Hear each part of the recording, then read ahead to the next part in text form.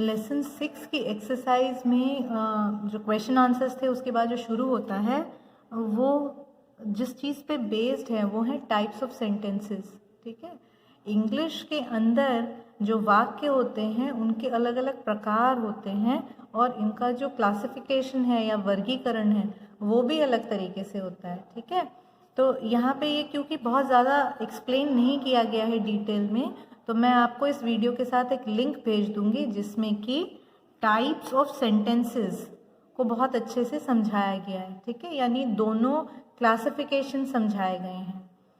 तो यहाँ बुक में जो दिया है पहले हम लोग उसको पढ़ लेते हैं। एन एफर्मेटिव सेंटेंस, तो ये एक वाक्य का प्रकार हो गया। एफर्मेटिव का मतलब होता है सकारात्मक। ठीक, एक ऐसा वाक्य जो किसी चीज के होने को दर्शा रहा हो।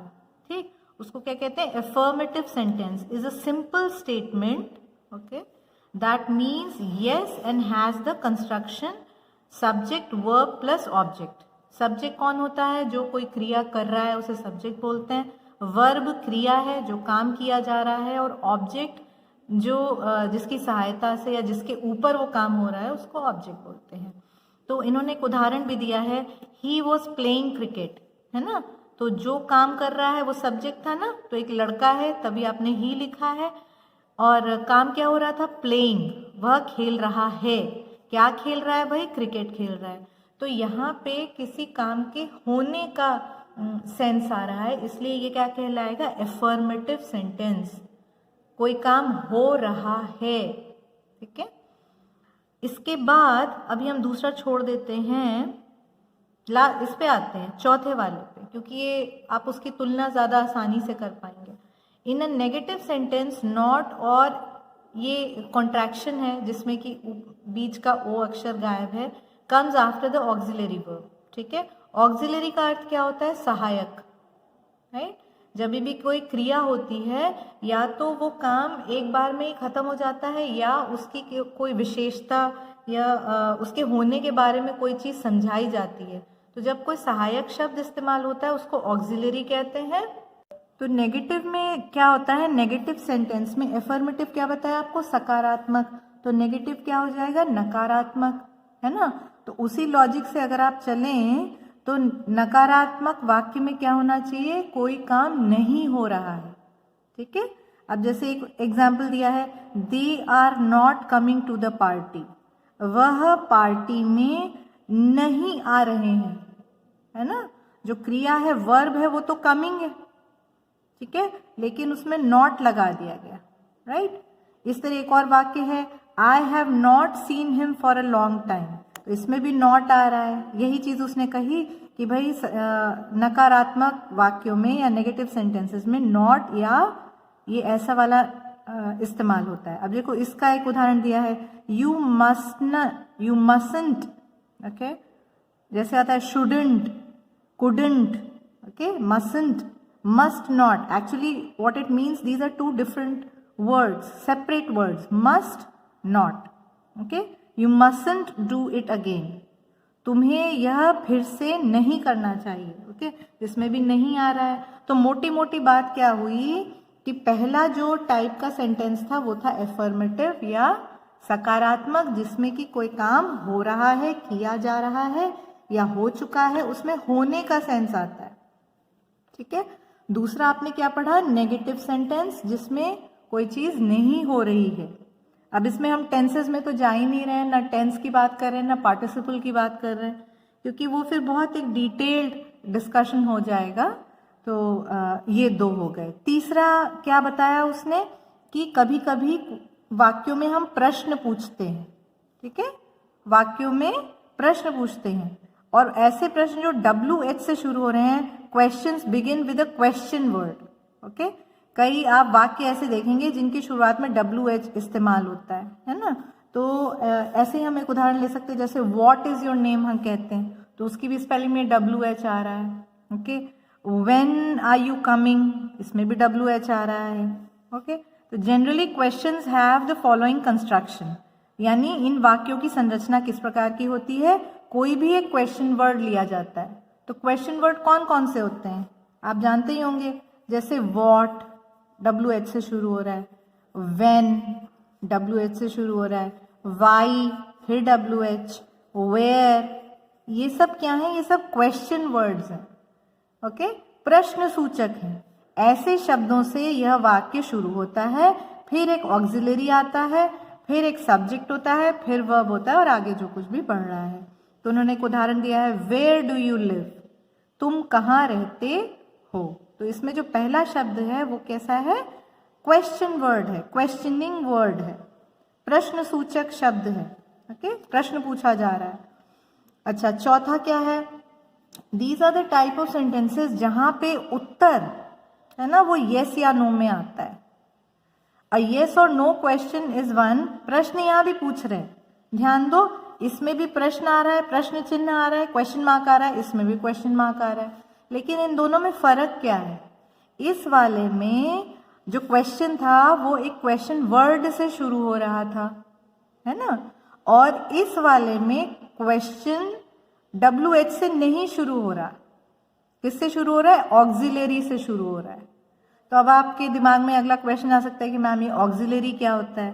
तो जैसे मैंने अभी बताया था, ऑक्सिलरी का मतलब होता है सहायक, ओके, एक ऐसा शब्द जो आपको क्रिया के बारे में बताने में मदद कर रहा है, उसको ऑक्सिलरी कहते हैं। ये मैं बहुत ही आसान भाषा में समझा रही हूँ, आप कतई ऐसा मत समझिएगा कि इसको आपने समझ लिया तो पूरी ग्रामर आ गई आपको, ऐसा नहीं है। आप डिटेल में यूट्यूब पे बहुत अच्छे वीडियोस हैं, उनको देखिए, एक दो के लिंक मैं भी भेज रही हूँ, क्योंकि ना ये अपने आप में पूरे पूरे चैप्टर्स हैं, इसको आप 15 मिनट में, 20 मिनट में, आधे घंटे में नहीं समझा सकते, and it takes lot of practice also, okay.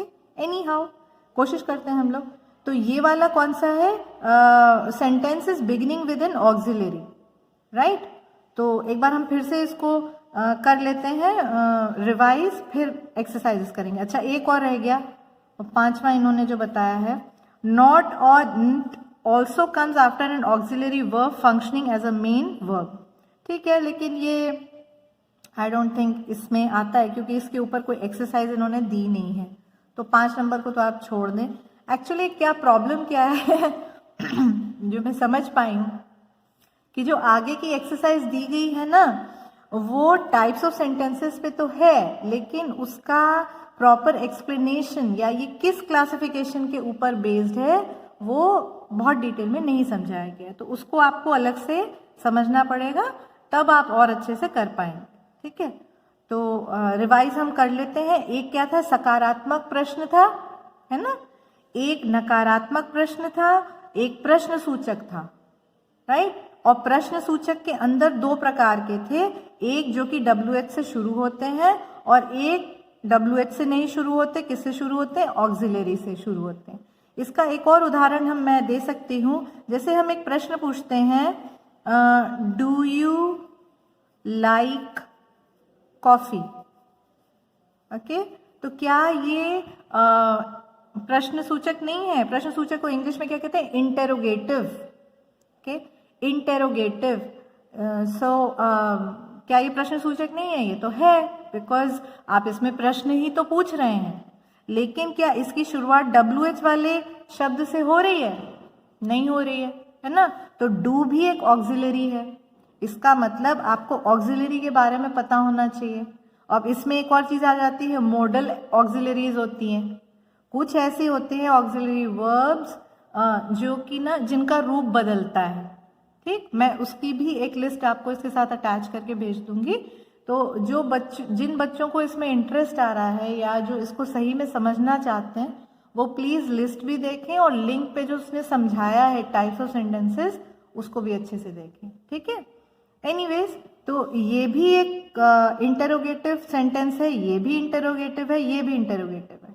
तो परिभाषा क्या हुई इंटरोगेटिव की या प्रश्न सूचक की, कि जिस वाक्य के अंत में हमको प्रश्न चिन्ह दिखाई दे, क्वेश्चन मार्क दिखाई दे, वो सब इंटरोगेटिव है। ओके, तो चलिए हम लोग करते हैं। इसमें पहली एक्सरसाइज उन्होंने कौन सी दी है वो देखते हैं भाई। फर्स्ट है, you have to frame yes no questions for the following situations. तो आपको कुछ स्थितियां दी हुई हैं, इस पे आपको क्या बनाने? प्रश्न बनाने। और कैसे प्रश्न होने चाहिए? जिनका उत्तर येस या नो में आ सके।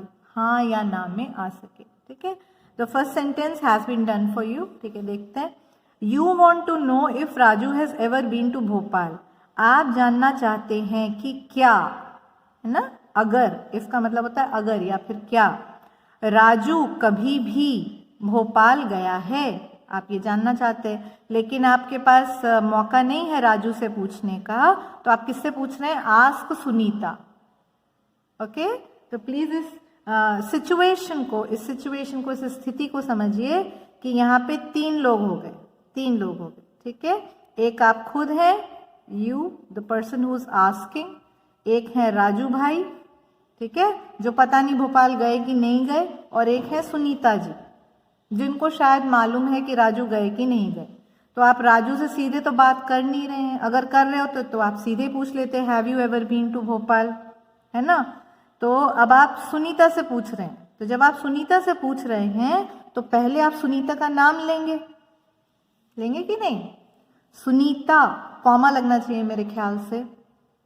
Has Raju ever been to Bhopal, क्या राजू कभी भी भोपाल गया है? ठीक है, अब इसका उत्तर क्या आएगा? या तो वो भोपाल गया होगा या वो भोपाल नहीं गया होगा। अगर गया होगा तो सुनीता क्या जवाब देगी? वो जवाब देगी yes Raju has been to Bhopal. और अगर सुनीता को ये मालूम है कि राजू कभी नहीं गया तो वो क्या कहेगी? No Raju has never been to Bhopal.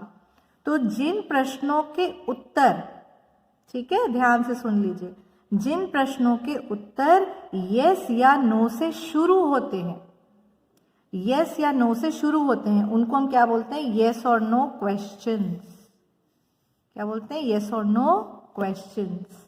Okay, तो वो क्या कह रहे हैं? वो आपको एक स्थिति देंगे और कहेंगे कि आपको एक प्रश्न बनाना है जिसका जवाब हाँ या ना में होना चाहिए। ठीक है, इसको हम थोड़ा सा और समझते हैं। क्या ऐसे प्रश्न हो सकते हैं जिनका जवाब हाँ या ना में नहीं हो? हाँ भाई, क्यों नहीं हो सकते? अब अगर वो ये पूछते, Sunita how many times Raju has been to Bhopal, how many times मतलब कितनी बार, तो हमारा प्रश्न बदल गया। हमने क्या पूछा? सुनीता राजू कितनी बार भोपाल गया है। तो अब इसके जवाब में आप हाँ भोपाल गया है ऐसा अटपटा जवाब तो नहीं देंगे, आप तो संख्या बताएंगे ना। जैसे आप उत्तर देंगे Raju has been to Bhopal only once, केवल एक बार गया है, मेनी टाइम्स कई बार गया है, तो इस तरीके से उत्तर तो बदल जाएगा, लेकिन वो उत्तर यस या नो से शुरू नहीं होगा। तो ये आपको प्रैक्टिस करके समझना पड़ेगा कि कैसे क्वेश्चंस के जवाब में यस या नो आता है। ठीक है, चलो अब दूसरा करते हैं हम लोग। यू आर नॉट श्योर, ये स्थिति दी है। ठीक है, 2 नंबर पे जो लिखा है वो सिचुएशन है। क्या सिचुएशन दी है? You are not sure if Sunita and Raju are going to Maheshwar. Maheshwar एक जगह है, आप सभी जानते हैं। तो आपको ये पक्का नहीं है कि सुनीता और राजू महेश्वर जा रहे हैं कि नहीं जा रहे हैं, हो सकता है कुछ प्लान किया हो। आस्क देम, उनसे पूछो। देख रहे हैं आप, ये अलग हो गई स्थिति, राइट। पहली वाली स्थिति में क्या थी? आप जानना राजू के बारे में चाह रहे थे, लेकिन आप उससे नहीं पूछ रहे थे, आप तो किसी और से पूछ रहे थे। अब इस स्थिति में क्या हुआ कि आप जानना भी सुनीता और राजू के बारे में ही है, चाहते हैं, और उन्हीं से पूछ रहे हैं। तो जिनसे भी पूछ रहे होते हैं पहले उनका नाम ले लिया जाता है, सुनीता एंड राजू। ओके, मेरे ख्याल से कॉमा आना चाहिए, आई एम नॉट श्योर, अगर मैं गलत हूं तो। Are you both going to Maheshwar, तो ये हमने कैसे लिखा? क्योंकि हम इन्हीं दोनों के बारे में पूछ रहे हैं ना, तो फिर से इनका नाम लिखने का तो कोई मतलब नहीं है कि नहीं। देखिए, सुनीता से राजू के बारे में पूछा था तो 2 नाम अलग अलग आए, लेकिन जब सुनीता और राजू से उन्हीं के बारे में पूछ रहे हैं तो फिर से तो नाम नहीं लिखेंगे अपन। कैसे बोलेंगे? यू बोथ, तुम दोनों। अगर एक अकेला होता तो केवल यू लिखते, 2 लोग हैं तो क्या लिख रहे हैं? You both. और ये हमने यहां से उठा दिया, are going to Maheshwar. Okay, question mark तो लगेगा ही लगेगा, क्योंकि आप क्या बना रहे हो? यस नो क्वेश्चन बना रहे हो। तो इसके जवाब में वो लोग क्या कह सकते हैं? या तो कहेंगे yes we are going to Maheshwar, हाँ हम महेश्वर जा रहे हैं, या क्या बोलेंगे no we are not going to Maheshwar, हम महेश्वर नहीं जा रहे। ओके, तो आपको येस नो करके लिखना नहीं है, मैं आपको समझा रही हूं कि येस नो क्वेश्चंस का अर्थ क्या होता है, कैसे बनते हैं।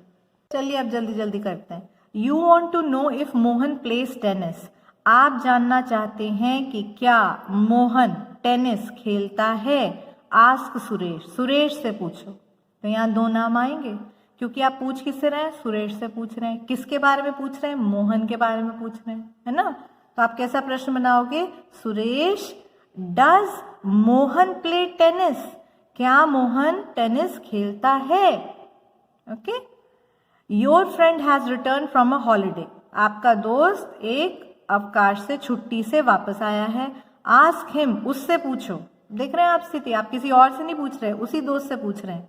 वेदर ही इंजॉयड इट और नॉट, क्या उसने वहां मजा किया कि नहीं किया। तो आप सीधे सीधे पूछ लेंगे। यहाँ देखो किसी का नाम नहीं आया क्योंकि आपको दोस्त का नाम भी तो नहीं पता है ना।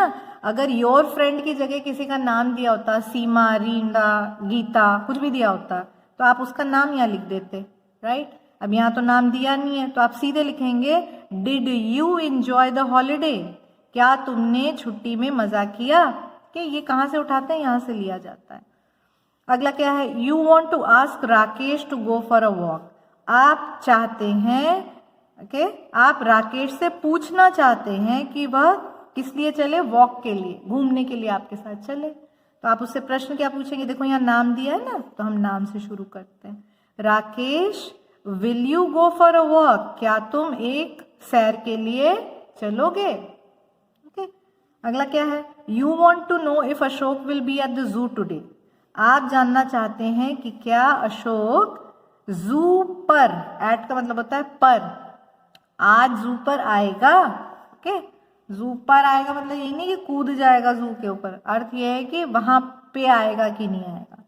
तो नाम दिया था तो हम नाम से शुरू करेंगे। अशोक विल यू बी, ये तो ऐसे ही लिखना है, इसमें कुछ खास है ही नहीं।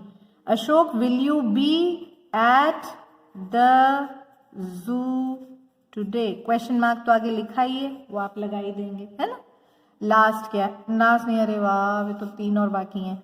You want to know if the train is on time, आप जानना चाहते हैं कि क्या ट्रेन समय पर है ना। ऐसा अब तो देखो बहुत सारे ऐप्स आ गए हैं, लोग मोबाइल से ही पता कर लेते हैं, है ना। पर पहले ज़माने में फ़ोन करके मालूम किया जाता था कि ट्रेन समय पे है कि नहीं है। तो आप क्या पूछेंगे, is the train on time. थोड़ी मेरी राइटिंग अच्छी नहीं आ रही है, आप उसी में से देख के लिख लीजिएगा। Is the train on time, यहाँ पे कोई व्यक्ति नहीं है, कोई नाम नहीं है, सीधा सीधा प्रश्न हमको पूछ लेना है ना। और ये सब येस एंड नो है क्योंकि उत्तर क्या आएगा, yes it is on time या फिर आएगा no it is not on time. Anyhow, we want to ask Sunita if you can, oh sorry, you want to ask Sunita if you can borrow her pen, आप सुनीता से पूछना चाहते हैं कि क्या आप उसका पेन, बोरो का मतलब होता है उधार लेना, ठीक है, और उधार देने को क्या कहते हैं, लेंड। जब उधार लेते हैं बोरो, देते हैं लेंड। तो हम सुनीता से ये जानना चाह रहे हैं कि क्या हमें अपना पेन तुम उधार दे दोगी। अब देखो नाम दिया तो नाम से शुरू कर रहे हैं, सुनीता कैन यू, इसलिए मैंने आपको लेंड लिखा है ना। Sunita can you lend your pen, क्या तुम अपना पेन उधार दे सकती हो, है ना। हम तो उससे ये पूछेंगे ना कि उधार दे दो, right. I hope you understand what I was trying to say. Last is you want to know if Vijay has got a motor bike, आप जानना चाहते हैं कि क्या विजय के पास एक मोटर बाइक है। Okay, Vijay do you have का हैव हो जाएगा। Okay, do you have a motor bike, सीधा सीधा हम उससे पूछ रहे हैं, उसका नाम लेके पूछ ले रहे हैं, है ना। तो ये हमारा यहाँ पे खत्म होता है एक्सरसाइज। चलिए अब जो नेक्स्ट आपको कॉपी में करना है वो डी वाला करना है, ठीक है। तो मैं ना आपको अभी समझा देती हूँ कि कैसे होता है, और बाकी इमेजेस इसके साथ अटैच कर दूंगी, क्योंकि करीब 10 वाक्य हैं और उन सब के 2-2 बनाने हैं, तो करीब 20 अलग अलग वाक्य आपको समझाने से बेहतर ये है कि मैं आपको उदाहरण समझा दूं, ठीक है। In the following sets of sentences, sentences at number 1 are affirmative, अभी समझाया था। एफर्मेटिव क्या होता है? सकारात्मक। Sentence at number 2 are negative, नकारात्मक। एंड नंबर 3 आर इंटेरोगेटिव, यानी प्रश्न सूचक। तो कितने प्रकार के सेंटेंस हो गए? Affirmative, negative, interrogative. Note how affirmative sentences are changed. Okay, देखो समझो किस प्रकार से सकारात्मक वाक्य बदले जाते हैं into negative and interrogative sentences. मतलब अगर आपको एक एफर्मेटिव सेंटेंस दिया हुआ है, ठीक है, तो उसी से वो कहते हैं कि एक नेगेटिव बनाओ और एक इंटेरोगेटिव बनाओ। एक अच्छा तरीका इसको समझने का ये भी है कि आप ना इसके आगे ऐसे एक अल्फाबेट लिख लो, जैसे कि this is an affirmative sentence, this is a negative sentence and this is an interrogative sentence. ये बहुत मज़ेदार है, आप ठंडे दिमाग से करेंगे तो सब आपका सही भी जाएगा और आपको मज़ा भी आएगा करने में। तो पहला देखते हैं, देखो, ऑल फ्लावर्स आर ब्यूटिफुल, सभी फूल सुंदर हैं, है ना। तो हमने आपको समझाया था कि एफर्मेटिव सकारात्मक क्या होते हैं? जो किसी चीज के होने के बारे में होते हैं, है ना। तो ये क्या कह रहा है कि सभी फूल सुंदर हैं। अब आपको इसका नेगेटिव बनाना है, तो ऑल फ्लावर्स वैसे ही आ गया नीचे, ब्यूटीफुल ब्यूटीफुल ही रहा, लेकिन आर के साथ आपने क्या लगा दिया? नॉट। तो ये क्या बन गया? नेगेटिव बन गया। All flowers are not beautiful. हो सकता है कोई गुलदस्ता आपने देखा और उसमें 10 तरह के फूल लगे थे, आपको 4 ही सुंदर लग रहे हैं, तो आप कह रहे हैं all flowers are not beautiful, सारे फूल सुंदर नहीं हैं। तो जहां भी वाक्य में नहीं शब्द घुस गया तो ये क्या बन गया? नेगेटिव सेंटेंस बन गया, नकारात्मक बन गया। आखिरी क्या है? अब हमको इसका प्रश्न बनाना है, ओके, और ऐसा प्रश्न बनाना है जिसका उत्तर यस या नो में आ सकता है। तो आप प्रश्न क्या बनाएंगे? Are all flowers beautiful? क्या, यहाँ पे आर का मतलब है क्या, क्या सभी फूल सुंदर हैं? ऑब्वियसली इसका उत्तर क्या होगा?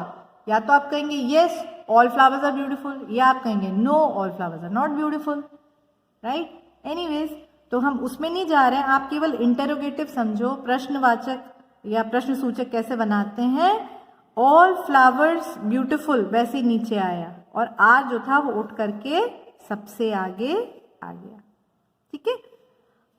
एक और हम लोग उदाहरण करते हैं, आपको फिर समझ में आ जाएगा। ये क्या है? Assertive, negative, interrogative. ओके, आपको ऐसा लिखना नहीं है, मैं आपको समझाने के लिए कर रही हूँ। अब जैसे ये देखो, the king was fond of fine arts. Fine arts मतलब ललित कलाएं, ओके, चित्रकला हुई, मूर्ति कला हुई, ये सब लाइक दैट। सो राजा जो था वह ललित कलाओं का शौकीन था, ओके। तो जो लोग ऑक्सिलरी पढ़ लेंगे ना वो लोग और अच्छे से इसको समझ पाएंगे, क्योंकि इंटेरोगेटिव ऑक्सिलरी से ही शुरू हुआ। एनीवेज, सो ये सकारात्मक है, राजा ललित कलाओं का शौकीन था। अब हमें इसका नकारात्मक बनाना है, तो उसका विपरीत क्या होगा? कि भाई राजा ललित कलाओं का शौकीन नहीं था, है ना। अब इसको अगर आप अंडरलाइन करते हैं और इसको नीचे ले आते हैं तो देखो यहाँ भी ऐसे किया उन्होंने, नॉट जोड़ दिया, was not fond of fine arts. अब इसका आपको प्रश्न बनाना है ना। तो अगर आपको बहुत डिटेल नहीं समझ आ रहा है तो आप तो शॉर्टकट समझ लो कि ये जो ऑक्सिलरी होता है वो पहले आ जाता है। वॉज आगे आ गया, was the king fond of fine arts, और लास्ट में हमने फुल स्टॉप हटा दिया और क्वेश्चन मार्क लगा दिया। हम लोग क्लास में करते थे ना तो बहुत मज़ा आता था, बिकॉज हम लोग ग्रुप्स बना देते थे और फिर बच्चे बताते थे किस तरीके से करना है। अब तो नहीं पॉसिबल है। चलो एक और देखते हैं, असर्टिव, नेगेटिव, और ये क्या हो गया? इंटेरोगेटिव। क्या है असर्टिव सेंटेंस? सकारात्मक वाक्य क्या लिखा है? The market was full of people, बाजार लोगों से भरा हुआ था। नकारात्मक क्या बनेगा कि बाजार लोगों से भरा हुआ नहीं था, तो वॉज के साथ क्या लग गया, नॉट लग गया, है ना। आपको अभी समझाया कि ऑक्सिलरी से वाक्य शुरू हो जाता है, तो was the market full of people, क्या बाजार लोगों से भरा हुआ था। तो अगर आपको ये तीनों तरीके के समझ में आ गए हो, अब आपको कॉपी में क्या करना है कि ये जो 10 वाक्य दिए हैं ये सब कैसे वाक्य हैं, असर्टिव सेंटेंसेस हैं, ये सब सकारात्मक वाक्य हैं। आपको क्या करना है, चेंज द फॉलोइंग सेंटेंसेस, निम्नलिखित वाक्यों को बदलना है। किस किस में बदलना है, नेगेटिव में भी और इंटरोगेटिव में भी, मतलब इसका आप नकारात्मक भी बनाएंगे और हाँ प्रश्नवाचक या प्रश्न सूचक भी बनाएंगे। ठीक, तो मैं अब यहाँ पे हर एक आपको नहीं करके बता रही हूँ, इमेजेस की भेज दूंगी जिससे आपसे गलती न हो, लेकिन करने से पहले खुद एक बार कोशिश करिएगा कि हम इसका नेगेटिव और इंटरोगेटिव किस प्रकार बना सकते हैं। जैसे एक बहुत छोटा सा मैं लेती हूँ, दे विल हेल्प हर, वह उसकी मदद करेंगे। अब आपको दिमाग में ये आ जाना चाहिए कि शब्द कौन सा है जिससे मेरे को फर्क पड़ने वाला है, वो है विल। जब नेगेटिव बनाना है तो मैं क्या कर दूंगी, they will not help her, और अगर प्रश्न बनाना है तो क्या कर देंगे, विल को आगे ले आएंगे और पूछ लेंगे विल दे हेल्प हर, और लास्ट में क्वेश्चन मार्क लगा देंगे। It's pretty simple if you go to the depth of it, इतना मुश्किल है नहीं। सो एनीवेज मैं इमेजेस इसके साथ अटैच कर देती हूँ। आज के लिए इतनी एक्सरसाइज काफ़ी है। मैं आपको एक पैसेज का और वीडियो भेजूंगी इसी का, फिर हम दूसरे लेसन पे जाएंगे।